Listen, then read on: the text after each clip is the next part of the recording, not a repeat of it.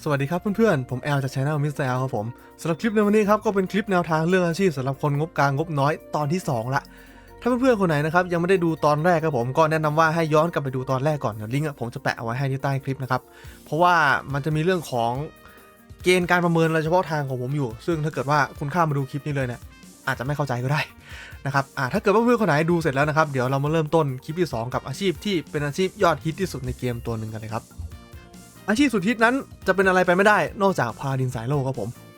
พาดินสายโลเนี่ยมันเป็นอาชีพที่เป็นตัวตีใกล้แล้วก็สามารถใช้เลือดแล้วก็ใช้วิทย์ในการทำดาเมจได้แต่ก่อนที่เราจะไปดูรายละเอียดอาชีพมันครับล่าสุดเนี่ยทางเพจ RX Facebook อย่างเป็นทางการเขาครับมันมีการเอาคำชี้แจงจากการที่มีผู้เล่นเนี่ยเหมือนเขาเปิด Q&A เนาะให้ผู้เล่นถามคำถามอะไรกับทางผู้พัฒนาเกมเข้าไปซึ่งหนึ่งในคำถามนั้นครับมันมีเรื่องของคนบ่นไปว่าอาชีพครูเซเดอร์ทำดาเมจได้แรงเกินไปทั้งที่มันเป็นอาชีพที่มีเลือดเยอะอยู่แล้วมันทั้งถึกทั้งแรงมันดูขี้โกงเกินไปหน่อยคำตอบที่ได้รับกลับมาครับก็คือว่าทางผู้พัฒนาเกมครับเขารู้ถึงเรื่องนี้แล้วโดยดีไซน์ของเขาแล้วเขาบอกว่าเขาต้องการให้อาชีพครูเซเดอร์ย้ำนะครับว่าครูเซเดอร์นะเขาไม่ได้ระบุว่าเป็นสายอะไรนะครับเขาดีไซน์มาให้มันเป็นตัวที่เป็นตัวแท้งที่ทำดาเมจได้อย่างต่อเนื่องแต่ว่าด้วยการพัฒนาของแพทในเกมเนี่ยทำให้ดาเมจมันแรงเกินไปถ้าใครฟังแล้วงงครับผมขอหยุดคำตอบเขาไว้ตรงนี้ก่อนแล้วเดี๋ยวอธิบายให้เพื่อนๆฟังครับการทำดาเมจในเกมนี้เนี่ยณปัจจุบันมันมีอยู่2ลักษณะก็คือ1นะครับใช้ค่าแท็กในการทำดาเมจซึ่งอันนี้เนี่ยผมจะรวบรวมเกี่ยวกับพวกอาชีพที่ใช้ค่าสเตตัสเป็นตัวคูณในสกิลทำดาเมจด้วยมันเหมือนกับเป็นแอทแท็กชนิดนึงครับเวลาเอาค่าตรงนี้ไปทำดาเมจเนี่ยค่าแท็กไม่ว่าจะเป็นกายหรือเวทครับมันจะมาจากการที่ตัวละครทำของหรืออัพสเตตัสเลเวลเนี่ยจะมีผลน้อยมากแต่มันไม่ใช่เลือดครับตัวละครที่ใช้เลือดทำดาเมจมันจะได้เปรียบตัวละครที่ใช้แท็กทำดาเมจจากที่เลือดเนี่ยครับผมมันสามารถเพิ่มขึ้นได้จากการอัพวิทละ1การทำของละ2และ3คือการเพิ่มเลเวลของตัวละครครับเลเวลตัวละครเยอะขึ้นเลือดเนี่ยเพิ่มขึ้นเยอะมากเทียบกับแอคแท็กที่เพิ่มขึ้นมาครับคนละเรื่องกันเลยเพราะว่าค่าสเตตัสวิทเนี่ยมันให้ HP เท่าไหร่มันสเกลตามอาชีพและเลเวลของตัวละครตัวนั้นๆบอกตรงๆนะครับว่าเขาพูดอย่างนี้ออกมาได้เนี่ยส่วนตัวของผมมองว่าชุยครับปล่อยให้มันหลุดมาขนาดนี้ได้ยังไงแต่ก็สมกับเป็น RX ดีครับก็ไม่มีอะไรจะพูดตามนั้นครับผมทีนี้มาฟังกันต่อครับเขาบอกว่าเขามีแผนที่จะปรับอาชีพครูเซเดอร์ที่ว่าอยู่ซึ่งจากคำที่เขาบอกมาเนี่ยให้ผมเดานะครับเขาบอกว่าครูเซเดอร์ที่มีความสามารถในการแทงค์และทำดาเมจได้อย่างต่อเนื่องเขากำลังพูดถึงพาลาดินสายโลกครับถ้าเกิดเพื่อนๆไปดูคำอธิบายของครูเซเดอร์ในเกมนะครับครูเซเดอร์มันมี2สายหนึ่งจะเป็นดาเมจต่อเนื่องอีกสายหนึ่งจะเป็นดาเมจเบิร์ดไอสายดาเมจเบิร์ดคือสายคิไอสายดาเมจต่อเนื่องเนี่ยมันคือสายโลกครับทีนี้เนี่ยเขาบอกว่ามันจะมีการปรับยังไงครับผมบอกไม่ชัดเจนเลยครับเขาบอกว่าจะมีการปรับตัวละคร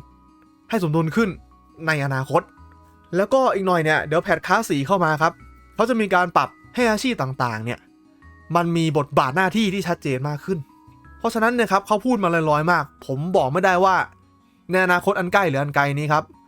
บสิ่งที่ผมกำลังจะพูดให้เพื่อนๆฟังเกี่ยวกับอาชีพพาราดินโลตอนนี้เนี่ยมันจะโดนปรับไปในทางไหนอาชีพมันจะโดนเนิร์ฟหรือเปล่าหรือว่าเปลี่ยนเป็นคลาส4แล้วไม่เก่งเท่าอาชีพอื่นหรือเปล่าหรือว่าอาชีพอื่นเนี่ยจะถูกปรับให้แรงขึ้นมาเท่ากับมั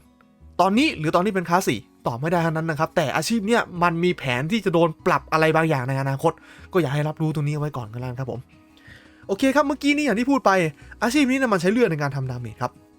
ซึ่งเวลาเขาทำดาเมจเนี่ยนอกจากเลือดแล้วเนี่ยบางสกิลเขาจะเอาวิทมาคิดด้วยดาเมจที่มันทำออกไปได้จริงๆแล้วไม่ได้จัดจ้านอะไรขนาดนั้นแต่ถือว่าอาชีพที่เลือดเยอะขนาดนี้ครับแล้วทำดาเมจได้ออกไปแบบนี้เนี่ยมันค่อนข้างที่จะคุ้มค่าในการบิวเพราะอาชีพอื่นเนี่ยถ้าอยากตีแรงตัวก็จะบางอยากถึกก็จะตีไม่แรงแต่ไม่ใช่พาราดิโลมันทำอย่างเดียวได้ทูอินวันธาตุหลักที่ผมแนะนำให้เล่นจะเป็นธาตุไฟนะครับแต่จริงๆแล้วตัวมันเองน่ะคือคุณจะไปเล่นธาตุอื่นก็ได้แหละแต่ผมจะแนะนำเป็นไฟมากกว่าเพราะ1คือมันเคลือบไฟฟรีละแล้วก็มันมีอาวุธทองชิ้นหนึ่งครับที่ถ้าเกิดว่าคุณหามาครอบครองได้เนี่ยก็คือดาบไฟของ Fallen Bishop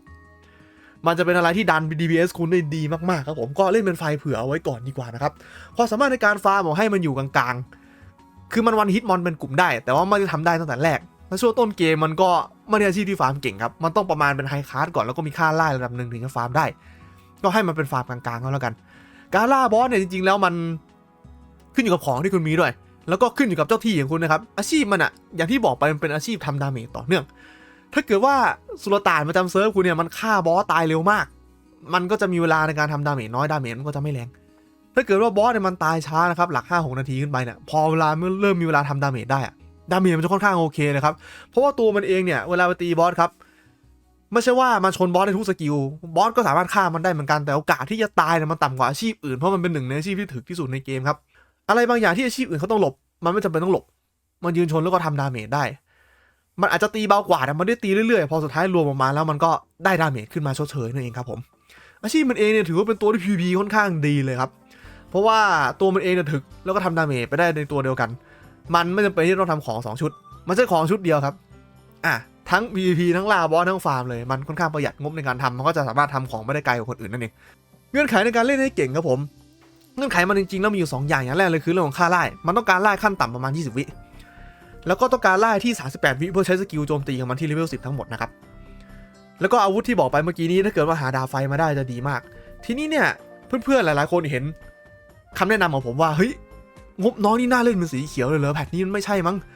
แพทนี้ไม่ใช่ครับแต่แพทหน้ามันน่าเล่นจริงๆครับปัญหาอย่างหนึ่งของพาลาดินงบน้อยในแพทนี้ก็คืออาชีพมันเนี่ยในเงาอ่ะมันเป็นเงาสะท้อนแล้วตัวมันเองเนี่ยหลักๆแล้วไปเล่นสะท้อนไม่ลุ่งครับผมบอกตรงๆเลยให้ไปเล่นพวกเป็นตัวดาเมจหรือว่าอะไรอย่างนี้ดีกว่านะครับซึ่งถ้าเกิดว่าคุณจะไปเล่นอย่างนั้นเนี่ยคุณต้องการฆ่าไล่กับดูดเลือดเงามันไม่มีให้ทั้งไล่และดูดเลือดส่วนใหญ่แล้วก็จะพยายามหาไล่กันแล้วตัวมันก็จะไม่มีดูดเลือดคุณเยอะจริงแต่ดูดไม่ได้จะพักมันก็ยืนไม่ได้มันตายได้เหมือนกันนะครับมันก็ต้องไปทำ2อย่างนี้เพิ่มในแพทเนี่ยมาทำค่อนข้างลำบากแค่ไล่อย่างเดียวก็ไม่ไหวแล้วนะครับส่วนใหญ่แล้วเพื่อนๆต้องใส่ทาริสไล่กันด้วยซ้ำถ้าเกิดว่าคุณเป็นคนงบน้อยแล้วพอคุณใส่ทาริสไล่ดาเมจคุณก็จะไม่สุดคุณก็จะเบาครั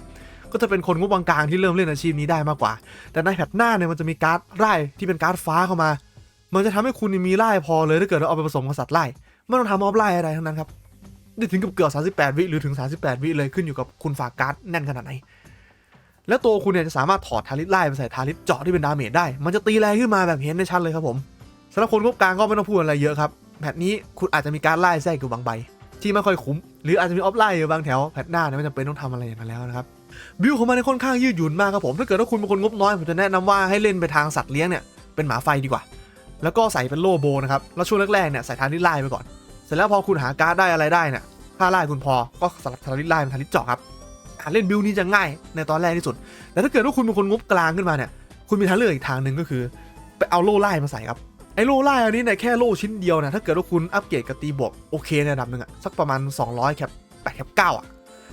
ไล่มันพอ38 วิโดยที่คุณไม่ต้องใช้อะไรเพิ่มเลยทีนี้ครับคุณสามารถไปใช้สัตว์เลี้ยงที่เป็นสัตว์ดูดเลือดได้คุณไปเล่นกบเล่นหมาเน่าเลยก็ได้เพื่อที่จะแก้ปัญหาเรื่องของอาชีพมันอ่ะมันไม่มีค่าดูดเลือดแล้วก็การดูดเลือดดีๆเนี่ยมันจะเป็นการอีเวนต์ที่ราคาแพงคุณก็จะได้ช่องเนี่ยมาชดเชยส่วนของธาตุถึงแม้ว่าคุณจะเล่นธาตุไฟแต่สัตว์คุณไม่ใช่ธาตุมันก็จะได้ตรงนี้คืนมายิ่งถ้าเกิดว่าคุณเล่นหมาเน่าด้วยเนี่ยหมาเน่ามีดีบัฟบอสด้วยอะไรประมาณนี้ก็จะช่วยคุณได้ด้วยนะครับเผื่อวันไหนที่แบบไปล่าบอสดึกๆคนเดียวอะไรแบบเนี้ยบิวยืดหยุ่นมากนะครับขึ้นอยู่กับว่าคุณจะเล่นไปทางไหนไอสัตว์เลี้ยงที่ว่าเห็นตรงนี้นะก็คือคุณเลือกเอาว่าคุณจะไปทางไหนนะครับถ้าเกิดว่าจะใส่โล่โบเนี่ยสัตว์จะเป็นหมาไฟหรือแมงทองถ้าเกิดคุณจะใส่โล่ไล่สัตว์คุณเนี่ยจะเป็นหมาเน่าหรือว่ากบแต่ทั้งนั้นทั้งนี้คุณต้องมีสัตว์ตัวที่2ครับคุณอาจจะไม่ต้องทำชุดที่2แต่ต้องมีสัตว์ที่2ใน PVP ก็คือมีขาวหรือจะให้ดีเนี่ยเป็นพวกพิโอนีอะไรอย่างนี้ไปเลยถ้าคุณหาได้นะครับคุณต้องการสัตว์ที่ชุบคุณได้เด้งเลือดให้คุณได้นะครับเพราะเลือดคุณเยอะแล้วคุณส่วนใหญ่ดูดไม่ทันหรอกครับเวลาจังหวะที่คุณต้องหนีเนี่ยเอาสัตว์เด้งเลือดตัวนี้มันจะช่วยได้เยอะนะครับผมแล้วก็จะให้ดีเนี่ยอมศัตรูได้ด้วยอะไรประมาณนั้นครับ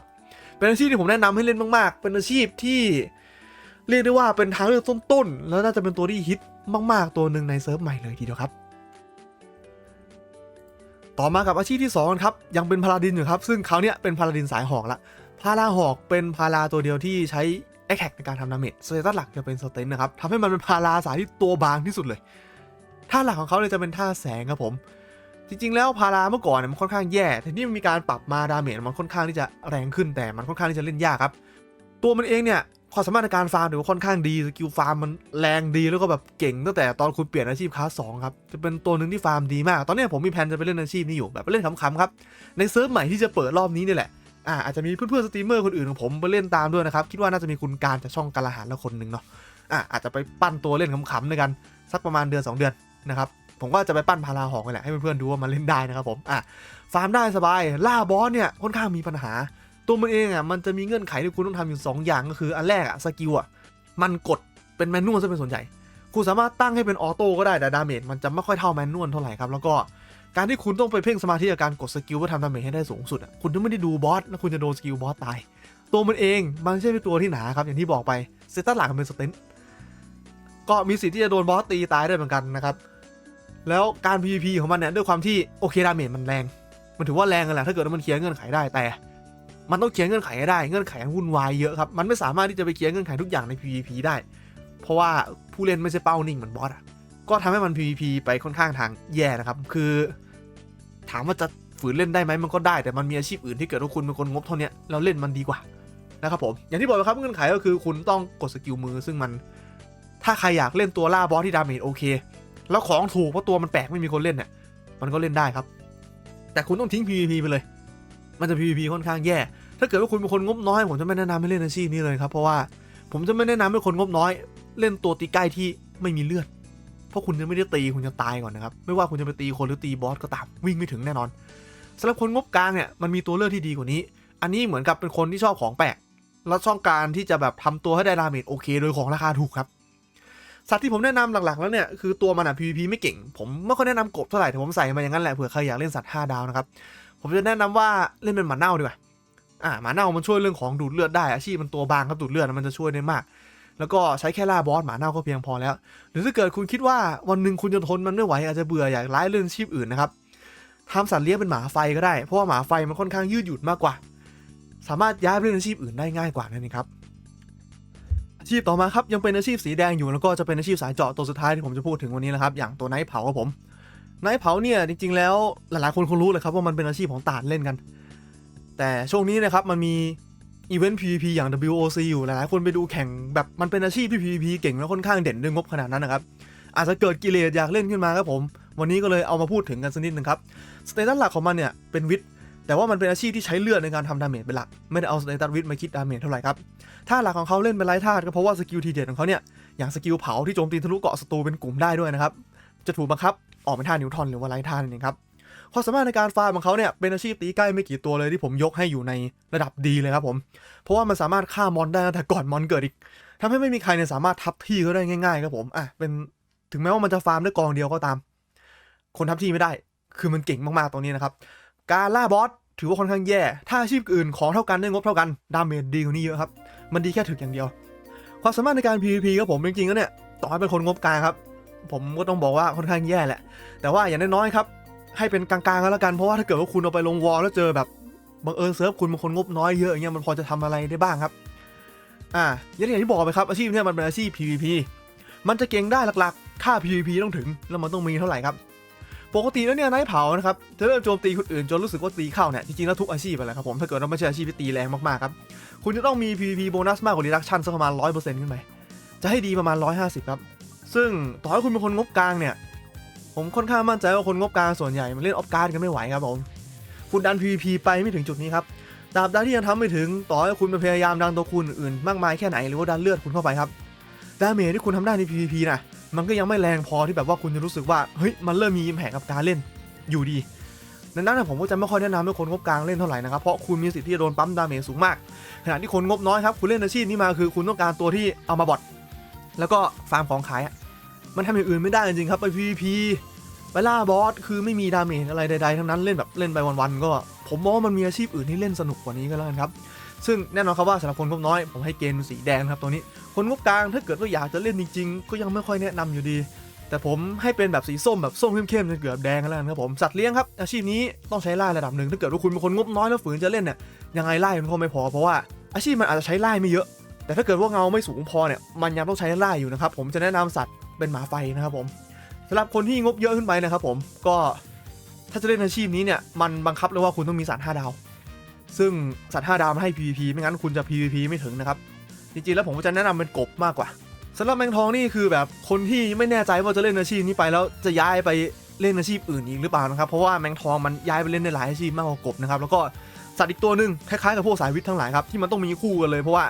คุณมีสัตว์ดาเมจตัวนึงคุณต้องมีสัตว์ซัพพอร์ตตัวนึงอย่างพวกมีขาหรือว่า PO อะไรอย่างนี้ที่เอาไว้อมนะครับผ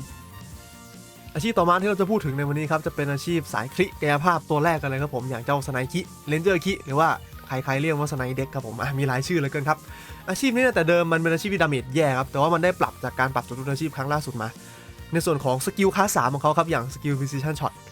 ก็เพิ่มดาเมจขึ้นเยอะมากท ทำให้ DPS โดยรวมนะครับแค่จากสกิลนี้สกิลเดียวเนี่ยเพิ่มขึ้นมาประมาณ3เท่าและยังมีอย่างอื่นที่ได้บัฟอีกนิดหน่อยนะครับก็จะดันดาเมจไปได้มากกว่านั้นทีนี้ครับหลังจากการปรับเนี่ยหลายๆคนฟีดแบ็กกลับมาว่าเฮ้ยมันแรงขึ้นประมาณ 3-4 เท่าเลยสำหรับอาชีพนี้นะครับก็ถือว่าดาเมจค่อนข้างโอเคเลยทีเดียวสเตตัสหลักของเขาจะเป็นเด็กนะครับผมเป็นอาชีพตีไกลครับท่าหลักเนี่ยจริงๆแล้วมันเล่นท่าอะไรก็ได้แต่ผมจะแนะนำเป็นท่าไฟมากกว่าเพราะว่ามันทำของ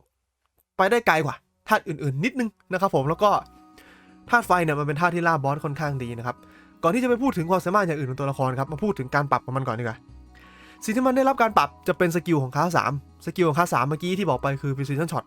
โดยพื้นฐานตัวละครมันเองนะครับถ้าเกิดไม่มีสกิลนี้เนี่ยก่อนปรับมันเป็นอาชีพที่ดาเมจแย่มากครับดังนั้นแล้วเนี่ยอาชีพเนี่ยมันแรงขึ้นเยอะจริงแต่มันแรงได้จากการที่มันมีสกิลนี้และสกิลเนี่ยทำให้มันตีโดนได้แค่ตัวเดียวไม่ใช่สกิลกลุ่มนะครับแล้วถ้าเกิดว่าไม่มีสกิลนี้เลยเนี่ยหรือคุณไปอยู่ในคอนดิชันที่คุณไม่สามารถใช้ประโยชน์จากสกิลนี้ได้เต็มที่เพราะว่าคุณเปิดตลอดเวลาไม่ได้มันมีคูลดาวน์นะครับตัวคุณเนี่ยมันก็จะรีดดาเมจออกมาได้ไม่เต็มที่นั่นเองครับผมทีเนี้ยมันจะส่งผลยังไงบ้างครับสำหรับการฟาร์มเนี่ยก็คือกลางๆตัวมันเองเนี่ยมันไม่มีสกิลกลุ่มที่พึ่งพาได้เน้นการยิงทีละตัวแต่ว่ามันตีไกลครับผมก็จะว่าฟาร์มแย่ก็ไม่ใช่ฟาร์มดีก็ไม่เชิงครับอยู่ที่กลางๆซะมากกว่าความสามารถในการล่าบอสเนี่ยถือว่าค่อนข้างดีครับถ้าเกิดว่าคุณเนี่ยสามารถที่จะใช้ประโยชน์จาก precision shot ของคุณได้เต็มที่ไม่ตายระหว่างที่คุณกำลังใช้สกิลอยู่เพราะสกิลนี้ตายแล้วหายนะครับผมดาเมจจะค่อนข้างออกมาโอเคดาเมจอีกอย่างนึงของมันครับมาจากสกิล virtual eye ที่เวลาไม่มีศัตรูในระยะประชิดตัวมันเนี่ยมันจะทำ final damage โบนัสเพิ่มขึ้นด้วยมันจะตีแรงขึ้นซึ่งตรงนี้เนี่ยสำหรับการล่าบอสมันเอาไปใช้ได้ในระดับหนึ่งครับแต่ถ้าเกิดว่าเอาไปใน PVP ครับผมด้วยความที่เงื่อนไขในการเล่นมันค่อนข้างเยอะหลายๆคนอาจจะบอกว่าเฮ้ยถ้ายิงมันแรงนะมันไม่ค่อยกลัวสะท้อนเลยมันสายขี้แต่ถ้าเกิดงบเท่านี้ครับคุณมีตัวที่ดีกว่านี้ผมกล้าพูดเลยว่าคุณมีตัวที่ดีกว่านี้มันไม่ใช่อาชีพที่ PVP ดีนะครับโดยธรรมชาติก็คือตัวบางวิ่งหนีเหมือนจะวิ่งเร็วแต่เดี๋ยวนี้เนี่ยอาชีพอื่นเขามีเมคานิกในการไล่จับอะไรหลายอย่างครับกระโดดมาใส่นู่นนี่นั่นตีสกิลระยะไกลมันไม่ได้เอาตัวรอดได้ดีขนาดนั้นแล้วตัวมันเองเนี่ยก็ค่อนข้างบางมากนะครับโดนสกิลก็ตายจะแรงนะคุณต้องเปิดสกิลอย่างเดียวพอคุณเปิดสกิลปุ๊บฝั่งตรงข้ามเขาเห็นปั๊บเขาก็โยนซีโยนสกิลใส่คุณตายคุณต้องเล่นไม่ได้นะครับอาชีพนี้เนี่ยก็จะไม่ค่อยแนะนำให้เล่นเท่าไหร่นะครับถ้า PVP ไปเลือกอาชีพอื่นดีกว่าแต่ถ้าเกิดว่าคนงบน้อยนี่คือทางเลือกมันได้มากครับมันมีตัวละครไม่กี่ตัวหรอกที่ในบรรดาคนงบน้อยเอาไปเล่นล่าบอสแล้วมันจะค่อนข้างโอเคครับอย่างที่บอกครับเงื่อนไขในการจะเล่นให้เก่งมันต้องเป็นคลาส3ก่อนไม่มีคลาส3คือไม่มีอะไรเลยใครที่ไปปั้นตัวใหม่ในเซิร์ฟใหม่นะครับรู้สึกว่าทำไมมันอ่อนจังวะทำไมมันตีเบาจังวะสู้พวกอาชีพอื่นที่มันเก่งณตอนนั้นไม่ได้ซึ่งอันนี้ครับเดี๋ยวผมจะพูดถึงในคลิปวันนี้อีกทีนึงนะครับผมก็นั่นแหละครับคุณไม่ได้ทำอะไรผิดคุณไม่ได้ทำของผิดแต่อาชีพมันเนี่ยมันจะแรงได้ด้วยสกิลแค่สกิลเดียวแล้วก็แรงแค่กับเป้าหมายที่เป็นเป้าเดียวเท่านั้นนะครับอีกเงื่อนไขหนึ่งครับก็คือทาริสไฟปัญหาของมันอย่างหนึ่งก็คือคนงบกลางถ้าเกิดว่าจะเล่นอาชีพนี้เนี่ยคุณจะมีปัญหาเวลาทำออฟกิฟเพราะว่าออฟในชุดเนี่ยมันได้มีออฟเด็กพายอนถ้าเกิดว่าคุณไปทำออฟกิฟ3แถวแล้วเนี่ยคุณจะรู้สึกว่าค่าเด็กคุณมันไม่ค่อยเยอะแล้วทีนี้ครับอย่างหนึ่งที่จะแก้ปัญหาได้ก็คือการใส่ทาริสไฟครับผมเพราะว่าทำแบบนี้เนี่ยมันจะทำให้คุณไม่จำเป็นที่จะต้องทำออฟไฟในระดับแล้วสามารถเอาออฟอย่างอื่นไปยัดได้คุณจะเอาออฟเด็กพายอนไปยัดตรงนี้เพื่อที่จะดันเด็กตัวละครขึ้นก็ได้นี่แล้วแต่นะครับผมมันก็จะทำให้ตัวละครเนี่ยบิวไปได้ไกลขึ้นนิดนึงครับแต่ถ้าเกิดว่าเป็นคนงบกลางที่เล่นเป็นสายสเตนเนี่ยในการบิวตัวละครมันจะรู้สึกว่าพอดีกับงบมากกว่าตัวนี้แบบมันจะดูขาดเกินจะทำไม่สุดก็ไม่สุดมีเงินแต่ว่าทำออฟไม่ได้อะไรประมาณเนี้ยแต่สำหรับคนงบน้อยเนี่ยมันไม่ใช่ปัญหาเพราะออฟเราตามที่พายอนอยู่แล้วไม่ได้ทำออฟกิฟอะไรนะครับผมแนะนำสำหรับคนงบไหนดีคนงบน้อยครับมันมีตัวละครไม่กี่ตัวครับที่ฟาร์มไม่แย่และล่าบอสดีตัวนี้คือหนึ่งในนั้นถึงแม้ว่ามันจะมีอะไรที่แย่ในตัวมากๆอยู่แต่ว่า PVP มันไม่ใช่เรื่องที่โฟกัสหลักของคนงบน้อยสักเท่าไหร่นะครับแล้วก็ด้วยความที่มันยิงไกลเนี่ยมันพอจะเอาไปเล่นก้อมแกมใน PVP แบบใหญ่อย่างกิลวอร์อะไรแบบนี้ได้นะครับผมก็ค่อนข้างแนะนำนะสำหรับคนงบน้อยนะครับดาเมจมันค่อนข้างโอเคล่าบอสสนุกสำหรับคนงบกลางนะครับถ้าเกิดว่าคุณต้องการตัวที่ฟังก์ชันประมาณนี้ไม่ได้สนเรื่องฟาร์มเท่าไหร่ล่าบอสดีแล้วอยากจะทิ้ง PVP ไปเลยเนี่ยคุณมีทางเลือกที่ดีกว่านี้นะครับผมแต่ถ้าเกิดว่าอยากจะเล่นติดใจอาชีพมันหรือว่าเป็นใจรักอะไรก็ตามเนี่ยก็เล่นได้นะครับสัตว์เลี้ยงที่แนะนำให้เล่นจริงๆแล้วมันเป็นอาชีพที่ PVP ไม่ดีผมจะไม่ค่อยแนะนำสัตว์5 ดาวเท่าไหร่เพราะว่ามันไม่ค่อยคุ้มจะลงทุนนะครับดังนั้นเนี่ยตัวที่เหมาะที่สุดผมมองว่าจะเป็นโดกิบิซะมากกว่านะครับแล้วก็ถ้าเกิดว่าอยากจะเล่น5 ดาวจริงก็จะมีเป็นแมงวันนะครับผมอาชีพต่อมาครับไนท์สายคลิกครับผมไนท์คลิกเนี่ยเป็นอีกอาชีพหนึ่งที่ผมรู้สึกว่าเวลาเซิร์ฟเปิดใหม่หลายๆเซิร์ฟคนเล่นค่อนข้างเยอะไม่รู้ว่ามันฮิตมาจากอะไรนะครับแล้วก็คนงบน้อยหลายคนไปเล่นด้วยนะครับวันนี้ครับเดี๋ยวมาพูดถึงในมุมมองของผมกันดีกว่าครับไนท์คลิกเนี่ยถ้าพูดถึงชื่อเสียงเรียงนามของมันเนี่ยคุณอาจจะได้ยินมาว่ามันเป็นอาชีพที่ล่าบอสเก่งมันล่าบอสเก่งขนาดนั้นไหมมันก็ยังถือว่าเป็นตัวที่ค่อนข้างเก่งอยู่ในแพทปัจจุบันนะครับแต่ว่าแต่เก่งได้มันมีเงื่อนไขเยอะไม่ใช่แบบว่าเล่นง่ายๆแล้วก็เก่งมันไม่ใช่อาชีพเล่นง่ายครับผมอาชีพนี้เนี่ยมันเป็นอาชีพตีใกล้สายขี่ครับซึ่งมันเป็นตัวตีใกล้ที่อัพสเตตัสหลักเป็นสเตน พอมันอัพสเตตัสแบบนี้เนี่ยถึงแม้ว่าโดยธรรมชาติอาชีพมันจะเลือดค่อนข้างเยอะครับแต่ด้วยความที่สเตตัสมันเนี่ยคุณไม่ได้อัพสเตตัสที่ให้เลือดแล้วมันเป็นตัวตีใกล้ผมจะไม่แนะนำให้คนงบน้อยเล่นนะครับเพราะว่าคนงบน้อยไม่สามารถทำให้ตัวละครมันถึกกับแรงพร้อมๆกันได้ครับงบมันไม่พอท่าหลักของเขาเนี่ยมันจะเป็นธาตุไฟครับผมซึ่งตัวมันเองครับความสามารถในการฟาร์มด้วยความที่มันเป็นตัวตีใกล้แล้วมันตีได้ทีละตัวถือว่ามันฟาร์มแย่นะครับถึงแม้ว่าตอนเลดเกมเนี่ยหลายคนอาจจะบอกเฮ้ยผมวันฮิตมอนได้แต่ก่อนจะไปถึงจุดนั้นเนี่ยครับผมว่าไม่มีนะถ้าเกิดว่าคุณไม่ใช่คนที่เติมกลางขึ้นไปนะครับเป็นพวกคนเติมน้อยเนี่ยต้องใช้เวลาประมาณ8 เดือนนะครับถึงจะไปตรงนั้นได้อะมันกำหมัดนานมากเลยนะเพื่อให้ฟาร์มแบบได้แค่ทีละตัวด้วยนะครับล่าบอสเนี่ยดาเมจถือว่าค่อนข้างดีเลยครับมันเป็นดาเมจที่อยู่ในระดับเทียร์บนของเกมนี่เลยแต่ว่ามันมีเงื่อนไขอยู่ก็คือมันห้ามตายอาชีพนี้เนี่ยบัฟเยอะมากนะครับมันจะทำดาเมจให้ได้สุดมันต้องบัฟให้ครบมันเสียเวลาบัฟค่อนข้างนานแล้วก็เวลาตายบัฟหายแล้วบัฟคูลดาวน์นานด้วยครับตายแล้วเพื่อนชุบขึ้นมาเนี่ยถ้าบัฟยังไม่มามันก็จะไม่มีดาเมจมันห้ามตายแบบอันขาดเลยครับผมการตายคือเรื่องใหญ่มากของอาชีพนี้แล้วทีนี้เนี่ยถ้าเกิดว่าคุณไปลง PVP ครับใน PVP การตายมันคือเรื่องปกติครับโดยเฉพาะอาชีพที่ไม่ได้เป็นสายวิทย์เนี่ยคือมันตายกันเป็นธรรมชาติอยู่แล้วมันก็จะกลายเป็นว่าพอคุณตายบ่อยๆคุณบัฟไม่ได้บัฟคุณกว่าจะบัฟได้ไล่นานลำนู่นนี่นั่นเยอะแยะมันกลายเป็นว่าเป็นอาชีพที่เงอะงะมากใน PVP ครับมันก็จะแทบทำอะไรไม่ได้เลยอาชีพมันเองเนี่ยมันจะทำดาเมจออกมาในรูปแบบของการผสมมันครับก็คือมีดาเมจตีธรรมดากับสกิลปนกันสกิลมันจะมาจากวินคัตเตอร์แล้วก็การตีธรรมดาในธรรมชาติมันก็จะเป็นดาเมจธรรมดานะครับใน PVP ดาเมจมันอาจจะไม่แย่ถ้ามันได้ตีครับแต่ปัญหาคือมันตีใกล้กว่าจะวิ่งเข้าไปได้ตายก่อนไม่ถึกต้องรอบัฟนู่นนี่นั่นนะครับค่อนข้างปวดหัวพอสมควรแล้วก็อาชีพมันจะเก่งได้เนี่ยถ้าเกิดว่าจะแรงให้แบบขึ้นไปเป็นเทียร์บนอย่างที่ผมบอกได้เมื่อกี้เนี่ยมันจำเป็นที่จะต้องมีดาบไฟของอาร์แองเจลิงด้วยซึ่งถ้าเกิดไม่มีครับโอเคมันยังเป็นตัวแรงอยู่แต่แบบอาจจะแบบอยู่ก้นๆของท็อปเทียร์อะไรแบบนี้นะหรืออาจจะลงมาเป็นบนของเทียร์กลางๆเลยครับผมมันไม่ได้แรงขนาดนั้นอย่างที่บอกนะครับด้วยเหตุผลทั้งกล่าวที่ผมบอกมาทั้งหมดเนี่ยถ้าเกิดว่าคุณเป็นคนงบน้อยผมไม่แนะนำให้คุณเล่นอาชีพนี้เลยเพราะคุณทำให้ยืนบอสแทบจะไม่ได้นะครับแล้วมันก็ไป PVP ไม่ได้แล้วไม่ใช่อาชีพที่ฟาร์มดีด้วยเล่นไปเล่นไปคุณจะเริ่มรู้สึกว่าตัวคุณมันทำอะไรไม่ได้เลยครับได้แต่ตีบอสทีล่างๆที่มันไม่มีสกิลกลุ่มใส่คุณให้คุณตายแล้วมันก็จะเบื่อไปเองนะครับผมนี่ถ้าเกิดว่าคุณเป็นคนงบกลางนะครับคือจริงๆถ้าเกิดว่านับด้วยตัวเลือกของมันอ่ะมันเป็นตัวสายคิของคนงบกลางที่เป็นคิตีใกล้ที่ล่าบอสได้ดีที่สุดตัวหนึ่งแล้วแต่ถ้าเกิดว่าคุณเป็นคนงบกลางจริงๆครับคุณยังมีทางเลือกที่ดีกว่านี้อยู่นะก็ผมก็เลยไม่สามารถให้เกรดเป็นสีเขียวสำหรับคนงบกลางได้นะครับยังเป็นสีส้มอยู่นะครับสัตว์เลี้ยงที่แนะนำให้เล่นก็ด้วยความที่มันเป็นอาชีพตีบอสอยู่แล้วนะครับก็จะไม่ค่อยแนะนำสัตว์5 ดาวเท่าไหร่ตัวที่ใช้ค่อนข้างคุ้มก็คือตัวอนูบิสอันนี้นะครับเหมาะสำหรับตัวตีใกล้เพราะว่ามันมีสกิลวิ่งเร็วด้วยแล้วก็ถ้าเกิดอยากจะเลี้ยงสัตว์5 ดาวจริงเผื่ออนาคตจะย้ายเล่นตัวอื่นอะไรด้วยอย่างนี้ก็เลี้ยงเป็นบางวันก็ได้ครับอาชีพต่อมาครับแอดคิแอดกาตาหรือบางคนเรียกกิโยคินะครับสำหรับคนที่ติดมาจาก PC เนาะก็อาชีพนี้เนี่ยที่ยกขึ้นมาพูดตรงนี้เลยนะครับเพราะว่าผมมองว่ามันเป็นอาชีพที่ค่อนข้างที่จะใกล้เคียงกับไนคิอันดับหนึ่งแต่มันเป็นอาชีพที่ลดความสามารถในการล่าบอสลง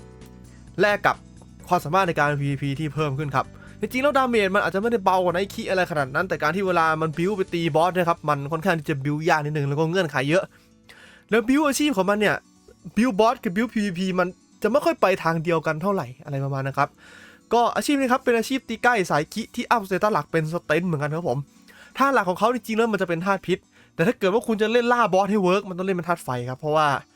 ธาตุพิษเนี่ยโดยเฉพาะคนงบกลางเอาไปเล่นนะครับมันจะมีปัญหาพอสมควรเวลาที่คุณไปเจอบอสเทียร์กลางๆหรือบอสเทียร์บนเพราะว่าบอสพวกนี้เนี่ยมันค่อนข้างที่จะเป็นตัวที่ต้านพิษค่อนข้างเยอะครับและทีนี้เนี่ยถ้าเกิดว่าจะเล่นเวลาบอสมันต้องใช้เป็นกาตาโฟเลนบิชอปที่เป็นกาตาไฟกาตานี้เนี่ยจะเก็บสแต็กธาตุไฟได้เนี่ยมันต้องใช้เวลาถ้าเกิดว่าจะเอาไปเก็บสแต็กใน PVP มันก็จะไม่ค่อยเวิร์กเวลา PVP มันจะเล่นเป็นธาตุพิษดีกว่าเวลาบอสมันจะเล่นเป็นธาตุไฟดีกว่าซึ่งถ้าเกิดว่าใครอยากที่จะทำอะไรได้2 อย่างเลยอย่างเงี้ยครับแล้วก็แบบอยากจะย้ายจากไนคิมาเงี้ยคือคุณอาจจะต้องเติมเงินเพิ่มเพื่อที่จะทำงบลงของเพิ่มอ่ะ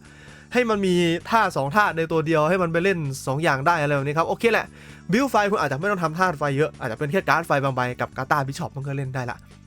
แล้วก็ออฟธาตุพิษของคุณเนี่ยก็นั่นแหละครับเอาไว้เป็นบิล PVP อะไรประมาณนี้นะแต่ทางนั้นทางนี้คือมันทำของ2 อย่างครับค่อนข้างจะวุ่นวายอาชีพมันเป็นอาชีพที่ฟาร์มค่อนข้างแย่มันเป็นอาชีพสายสกิลที่ตีใกล้แล้วก็ตีได้ทีละตัวนะครับผมการล่าบอสเนี่ยถือว่ากลางๆครับจะว่าดีก็ได้แต่ว่าด้วยความที่ธาตุธรรมชาติมันคือธาตุพิษเวลาเล่นธาตุพิษเวลาบอสแล้วมันไม่ดีแต่ถ้าเกิดว่าเล่นเป็นธาตุไฟจากกาตาบอสเนี่ยเอาไปล่าบอสเนี่ยมันจะค่อนข้างดีนะครับก็เลยแบบ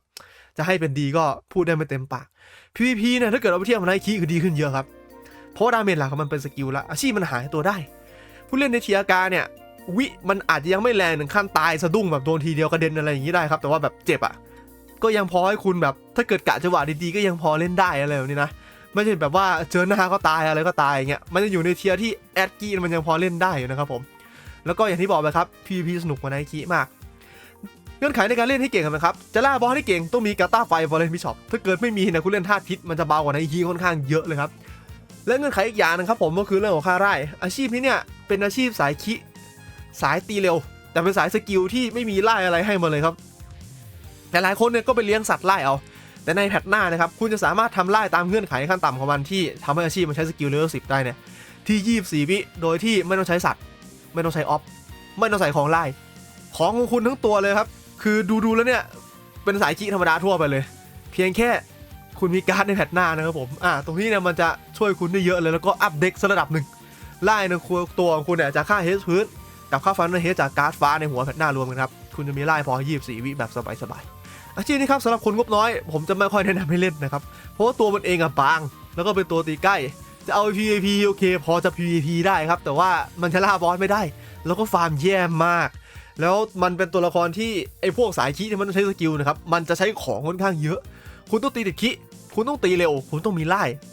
แล้วคนงบน้อยเนี่ยมันทำ3อย่างพร้อมๆกันตั้งแต่ต้นเกมไม่ได้ครับคุณใช้เวลาในการฟักตัวนานมากกว่าจะเริ่มทำอะไรพวกนี้ได้นะครับผมก็มันคือโหมดยากแบบแทบจะเป็นขั้นสุดของเกมนี้โหมดนึงเลยไม่ค่อยแนะนำให้เล่นเท่าไหร่สำหรับคนงบกลางนะครับถ้าเกิดว่าคุณพร้อมที่จะทำของ2ชุดแล้วคุณรู้สึกว่าคุณเล่นไนท์คิคุณก็ต้องทำของ2ชุดเนี่ย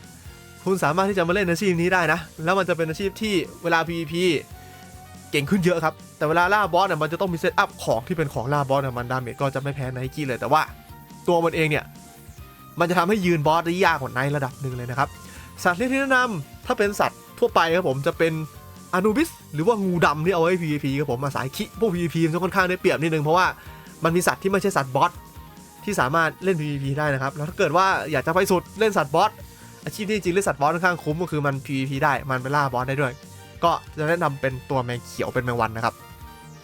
บเพื่อนๆคนไหนครับที่กำลังตามหาโปรแกรมใช้สำหรับบอร์ดเกมมือถือออนไลน์อยู่วันนี้ผมมีผลิตภัณฑ์ Cloud Phone จาก UG Phone มาแนะนำครับตัว UG Phone เนี่ยเปรียบเสมือนเป็นมือถือเช่าเครื่องนึงและเป็นมือถือจำลองที่เราไปจ่ายตังค์เช่ามาครับด้วยค่าเช่าสุดคุ้มเพียงแค่วันละ8 บาทเท่านั้นนะครับแทนที่เราจะเอาโปรแกรมเกมของเราเนี่ยเปิดบอร์ด24 ชั่วโมงในมือถือของเราแล้วก็เอามาลงใน Cloud Phone เครื่องนี้แทนครับผมเพื่อที่จะให้มือถือของเราเนี่ยมีอายุการใช้งานที่นานขึ้นมันจะใช้งานมันหนักเกินไปไม่ต้องมากังวลเรื่องของเครื่องร้อนต้องคอยชาร์จแบตเพื่อให้มือถือใช้งานได้นะครับโดยที่ตัว UG Phone เนี่ยเข้ามาเช็คบอทก็สามารถทำได้ง่ายมากครับเพราะว่าโปรแกรมของเขารองรับระบบปฏิบัติการทุกชนิดเลยไม่ว่าจะเป็น PC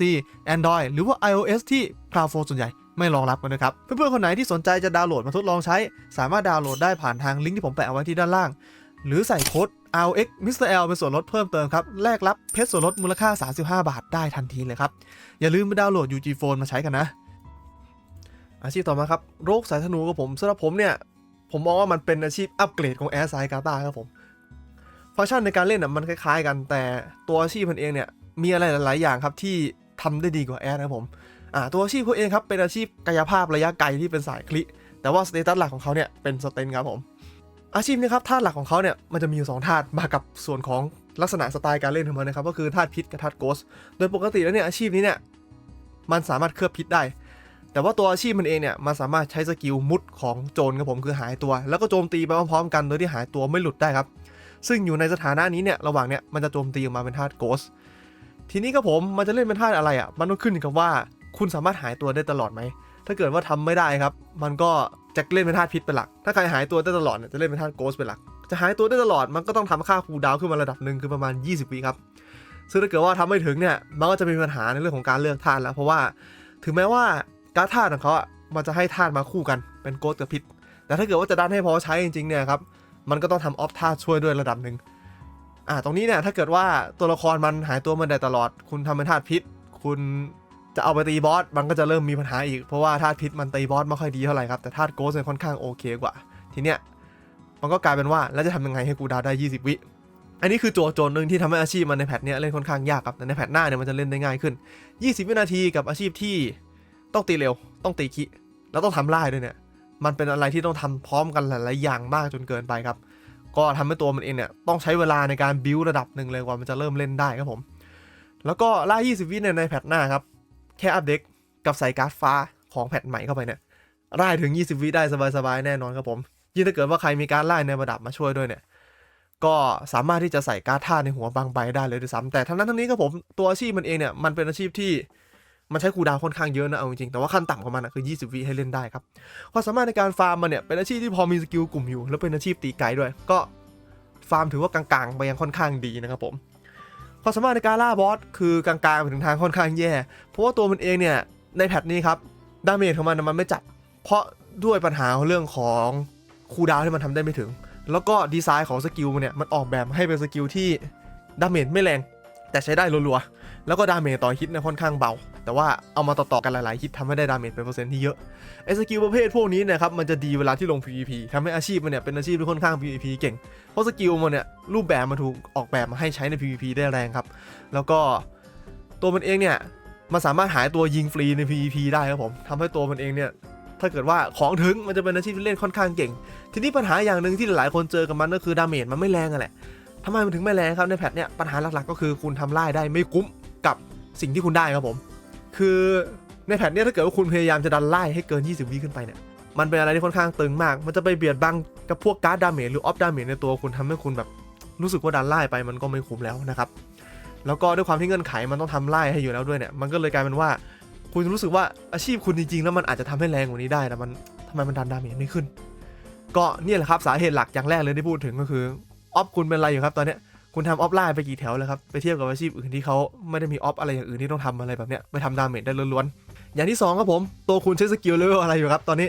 คุณไปเทียบกับอาชีพอื่นเขาคุณอาจจะใช้สกิลเลเวล5เลเวล6อะไรประมาณนี้อยู่หรือเปล่าตามค่าไล่ของคุณหรือคุณอาจจะดันไปที่สกิลเลเวล10เพราะรู้สึกว่าเฮ้ยดาเมจมันแรงกว่าแต่เอาจริงๆแล้วเนี่ยครับคุณดันไปเลเวล10เนี่ยคูลดาวน์คุณกี่วิครับกว่าจะวนใช้สกิลได้ทีนึงอะฟิกสกิลหลังของคุณอย่างไทแองเกิลมันแค่6วิครับคุณจะทำยังไงให้มันได้รัวที่สุดครับซึ่งถ้าเกิดว่าคุณทำไล่40วิได้โดยที่คุณไม่เสียดาเมจจนมากเกินไปซึ่งแพทหน้ามันทำขึ้นไปถึง30กว่าวิถึง40วิได้ครั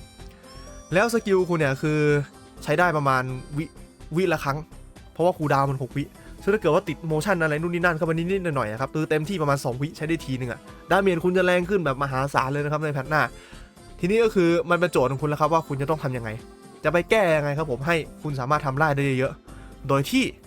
ดาเมจอย่างอื่นของคุณตัวคูณดาเมจคุณไม่ว่าจะเป็นท่าหรือว่าโบเนี่ยไม่หายเยอะเกินไปครับอาชีพนี้แนะนำให้เล่นไหมสำหรับคนงบน้อยเนี่ยถ้าเกิดว่าคุณเป็นคนที่ชอบความลำบากครับตอนแรกคุณต้องอดทนมากนะครับกว่าคุณจะบิวตัวคุณไปถึงคุณต้องหาการ์ดให้ครบนู่นนี่นั่นเนี่ยมันเป็นอาชีพที่ถ้าเกิดว่าคุณบิวจนครบแล้วนะครับถึงจุดที่มันบิวเสร็จแล้วอะคือล่าบอสค่อนข้างโอเคครับคือผมไม่ได้บอกว่ามันแรงหรือว่าอะไรนะแต่คุณไปลองเทียบกับตัวเลือกอื่นในบรรดาคนงบน้อยเล่นครับมันมีไม่กี่ตัวหรอกครับที่เป็นตัวที่ดาเมจค่อนข้างโอเคแล้วเป็นตัวที่ทำดาเมจกับบอสได้เรื่อยๆแล้วเป็นตัวตีไกลแบบเนี้ยถ้าคุณไม่ได้อาชีพอื่นเป็นตัวตีใกล้ต่อให้คุณอาจจะทำดาเมจได้แรงกว่านี้ครับแต่คุณไม่ได้ทำดาเมจเนี่ยคุณตายมันก็สู้ตัวที่เบาลงมากว่าแต่ว่าตีไกลแบบนี้ไม่ได้นะครับผมความสามารถในการฟาร์มคือโอเคไม่มีปัญหาแล้วก็ PVP อ่ะมันจะเล่นค่อนข้างสนุกถ้าคุณไปเจอคนของไม่ใกล้กันอ่ะมันอาจจะเป็นตัวที่แบบไม่ได้ยิงแรงถึงขั้นแป๊บตายครับแต่มันได้ยิงเรื่อยๆแล้วก็ถ้าเกิดปล่อยให้คุณยิงอ่ะคุณยิงจนตายได้แต่ว่ามันจะไม่ได้แบบตัวที่แรงจะจัดอะไรขนาดนั้นเพราะว่าตัว PVP จะไปให้สุดระดับหนึ่งก็ต้องมีค่า PVP ด้วยครับมันจะเริ่มเล่นสนุกกับคนงบกลางมากกว่าเพราะว่าคุณมีงบมากพอที่จะทำอะไรหลายอย่างพร้อมๆกันให้มันได้แล้วก็ในแพทหน้าเนี่ยค่าไล่มันทำได้ง่ายขึ้นดาเมจคุณก็จะดีขึ้นยิ่งเฉพาะใน PVP นะครับผมดาเมจของคุณจะดีขึ้นมากๆเลยในแพทหน้านะครับสัตว์เลี้ยงที่แนะนำให้ใช้ก็หลักๆจะเป็นโดเกบินะครับผมหรือจริงๆแล้วเนี่ยตัวมันเป็นอาชีพที่คลิเรทค่อนข้างน้อยครับมันจะค่อนข้างเหมาะกับงูดำมากกว่าแล้วงูดำเนี่ยมันเป็นสัตว์ PVP ด้วยให้ทั้งคิเลตให้ทั้ง PVP นะครับถ้าเกิดว่าเลี้ยงตัวเดียวเนี่ยให้เลือกนะครับผมจะเลือกงูดำมากกว่าโดเกบินะแต่ถ้าเกิดว่าอยากจะแบบได้ดาเมจตีบอสด้วยบ้างบอสบางตัวมันกันขี้ไม่เยอะจะมีสัตว์อีกสักตัวได้ไหมโดเกบิก็ได้ครับหรือว่าถ้าเกิดว่าจะให้สุดของเขาจริงๆสำหรับอาชีพนี้ก็คือไอตัวแมงวันนั่นเองครับผมอาชีพต่อมาครับอันเนี้ยอาจจะต้องพูดกันเยอะนิดนึงครับผมเพราะว่ามันเป็นอาชีพยอดฮิตสำหรับคนงบน้อยที่กำลังเล่นในเซิร์ฟใหม่ล่าสุดตอนนี้อยู่อย่างเซิร์ฟเทคอยเลยครับกับเจเนทุบสายคลิเฮ้ยเห็นเป็นสีเขียวๆอย่างนี้เหมือนกับผมจะแนะนำให้หรือเปล่าครับอันนี้เรียกได้ว่ามันมีกรณีพิเศษบางอย่างที่ผมให้เป็นสีเขียวถ้าเกิดว่าถามใจผมจริงๆผมให้มันเป็นเขียวอ่อนๆนะครับยังไม่ได้เป็นแบบเขียวเต็มตัวอะไรขนาดนั้นเท่าไหร่ครับผมเดี๋ยวมาฟังกันก่อนดีกว่าอาชีพนี้ครับเจเนทุบสายคลิเนี่ยสเตตัสหลังเขาคืออินธาตุของเขาครับจริงๆแล้วมันจะเล่นธาตุอะไรก็ได้ครับแต่ว่าแนะนำเป็นธาตุไฟเพราะว่ามันค่อนข้างบิวง่ายกว่าธาตุอื่นนะครับผม ทีนี้ด้วยตัวของมันเองนะครับความแรงมันมาจากไหนครับมันไม่ได้มาแรงจากการที่แบบอัพอินแล้วมันตีเป็นเวทหรือว่าอะไรครับแต่มันมาจากสกิลอันนี้ครับเดี๋ยวผมจะขึ้นภาพให้เพื่อนๆดูสกิลนี้เนี่ยเวลาคุณโจมตีไปครับมันจะทำดาเมจเท่ากับอินคูณ400ซึ่งโอกาสออกคือ 20% มันจะออกทีแค่ไหนก็ขึ้นอยู่กับความเร็วในการโจมตีของคุณครับซึ่งถ้าเกิดว่าแท็กสปีดตันเนี่ยมันจะออกประมาณวิละครั้งช่วงต้นเกมอ่ะมันก็จะออกประมาณสัก2 วิครึ่ง3 วิครั้งนึงแล้วทำไมมันถึงแรงอินคูณ400นะครับถ้าเกิดว่าคุณไปเทียบกับอาชีพอื่นช่วงต้นเกมเหมือนกันอะที่เขายังไม่ได้ตีบวกยังไม่มีเงายังไม่มีสัตว์อะไรเยอะแยะครับแล้วก็สเตตัสยังไม่ถึง100เลยอัพ1 หน่วยได้4 แท็กเนี่ยมันเหมือนกับว่าอาชีพเนี่ยมันได้สกิลที่ทำดาเมจเท่ากับ 10,000% แล้วมีคูลดาวน์ประมาณสัก2 วิครึ่ง3 วิมาตอนที่เป็นคลาส2แต่อาชีพอื่นนะครับก็ยังไม่มีทีนี้ด้วยความที่มันเป็นค่าคงที่เนี่ยถ้าเกิดว่าอาชีพอื่นเขาเริ่มมีของเมื่อไหร่ครับเขาสามารถทำให้แท็กจากอาวุธขึ้นทำเงาเพิ่มได้สัตว์ดีๆเพิ่มขึ้นอัพสเตตัสเพิ่มขึ้นครับผมตัวคูณแรงต่างๆเนี่ยเขาจะเริ่มสเกลขึ้นแล้วพอเขาเป็นอาชีพคลาส3เขาได้สกิลเทียร์เดียวคุณมาเนี่ยดาเมจมันจะพอๆคุณครับอาชีพนี้ถ้าเกิดว่าเอาแบบคนที่ไม่ชอบตัวเลขเยอะขอเป็นภาษาชาวบ้านได้ไหมครับพี่ก็ง่ายๆครับว่ามันเหมือนกับว่ามันได้สกิลคลาส3เนี่ยมาตอนเป็นคลาส2ขณะที่อาชีพอื่นเขาเนี่ยครับเขาต้องกำหมัดอยู่6 เดือนกว่าได้สกิลคลาส3มาเพื่อให้ตัวเองมันเล่นได้ความแรงของมันเนี่ยหลักๆมันมาจากตรงนี้เนี่ยครับช่วงต้นเกมมันแรงจริงแต่ถ้าเกิดว่าคนเริ่มทำของขึ้นมาเริ่มเปลี่ยนคลาส3กันแล้วครับมันไม่ได้แรงขนาดนั้นครับแต่มันไม่ได้เบานะดาเมจไม่ได้เบานะครับอย่าเข้าใจผิดแล้วก็ดาเมจแบบค่าคงที่อย่างเงี้ยมันค่อนข้างเหมาะกับผู้เล่นงบน้อยด้วยเพราะว่ามันสเกลได้เร็วแล้วก็ทำดาเมจได้แรงครับดังนั้นแหละครับผมความสามารถต่างๆของตัวละครตัวนี้เนี่ยเรียกได้ว่าผมขอพูดถึงเงื่อนไขของมันก็เลยแล้วกันมันจะเก่งกว่าชาวบ้านเขาสุดๆตอนที่อาชีพอื่นในเซิร์ฟเวอร์ครับเขายังไม่เป็นอาชีพคลาส3กันพวกอาชีพคลาส3ที่ไม่แย่เกินไปตัวอื่นนะครับดาเมจเขาจะพอๆกันหรือว่าดีกว่าตัวนี้เพราะฉะนั้นเนี่ยถ้าเกิดว่าเพื่อนๆคนไหนนะครับเพิ่งหัดเล่นยังไม่เคยเล่นตัวคลาส3แล้วยังเล่นเซิร์ฟเทลคอนอยู่ตอนนี้หรือว่าได้ยินมาว่ามันโกงในเซิร์ฟเทลคอนแล้วก็ไม่ได้เล่นนานแล้วนะครับอาชีพนี้เนี่ยมันเอาไว้เล่นเก่งตอนต้นเกมถึงประมาณก่อนคนอื่นเป็นคลาส3เท่านั้นนะครับผมข้อสามารถในการฟาร์มอาชีพนี้ครับต่อให้คนอื่นเป็นคลาส3แล้วก็ยังเป็นตัวที่ฟาร์มค่อนข้างไวมากอยู่จริงๆแล้วมันมีวิธีที่แบบว่าผมไม่แนะนำให้ทำนะครับเพื่อนๆอาจจะไปฟาร์มหรือว่าไปอยู่ในเซิร์ฟเวอร์แล้วไปเห็นเจเนบางคนเนี่ยที่ตีลมตลอดเวลาแล้วมอนไม่เกิดเลยเขากำลังใช้มาโคในการช่วยฟาร์มอยู่นะครับซึ่งถ้าเกิดว่าอ้างอิงตามกฎของเกมนี้แล้วผิดกฎนะครับถ้าเกิดเพื่อนๆเห็นแล้วจะทำอะไรต่อนี้แล้วแต่วิจารณญาณของเพื่อนๆกันแล้วกันแต่ถ้าเกิดว่าเพื่อนๆไม่ใช้อันนั้นช่วยเนี่ยต่อให้ฟาร์มแบบปกติก็ตามครับผมตัวมันเองถือว่าเป็นตัวที่ฟาร์มดีอยู่แล้วมอนเกิดมาแทบจะกวาดทีเดียวตายหมดนะครับสกิลระดับคลาส3คือมันแบบฟาร์มมอนสบายแล้วเป็นตัวที่ฟาร์มดีมากไม่ต้องกลัวเลยไปมันจะฟาร์มแย่การล่าบอสของมันนะครับคืออาชีพมันไม่ได้ดาเมจแย่แต่ก็ไม่ได้ดาเมจดีอะไรขนาดนั้นเหมือนกันมันจะทำดาเมจได้ถ้าเกิดว่ามันยืนบอสไหวซึ่งถ้าเกิดว่าคนงบน้อยเล่นเนี่ยอาชีพเนี้ยมันค่อนข้างเหมาะกับคนงบน้อยมากกว่างบอื่นมันอาจจะเป็นอาชีพที่ถึกกว่าตัวอื่นแต่มันไม่ใช่อาชีพที่ถึกแบบยืนบอสได้สบายๆด้วยงบของคุณที่คุณจะไม่ทำค่าวิทเลยครับต่อให้คุณมีโลก็ตามนะโดนสกิลบอสอะไรมาก็ยังตายอยู่ดีครับผมดังนั้นแล้วเนี่ยถ้าจะล่าบอสจริงจังไม่ค่อยแนะนำเท่าไหร่มันจะล่าบอสได้แค่เทียร์ล่างๆบางตัวนะครับกับช่วงต้นเกมที่แบบบอสยังไม่แรงอะไรมากคุณจะรู้สึกว่าโหคลองกระดานบอสเต็มไปหมดเลยแต่เดี๋ยวพอเลเวลคนอื่นเริ่มเยอะขึ้นครับความจริงจะค่อยๆปรากฏออกมานั่นเองครับผมการ PVP ครับผมให้อยู่ในเกณฑ์แย่เลยอันนี้หลายๆคนอาจจะเถียงผมเลยโดยเฉพาะคนที่เล่นในเซิร์ฟใหม่ครับโอ้โหเจเนผมควงทีเดียวอาชีพดาเมจก็ตายหมดแล้วครับไปเจอพลาดถึกๆหน่อยผมควงไม่เกิน 2-3 ครั้งก็ลองย้อนกลับไปฟังที่ผมพูดเมื่อกี้นี้ทีนึงนะครับว่า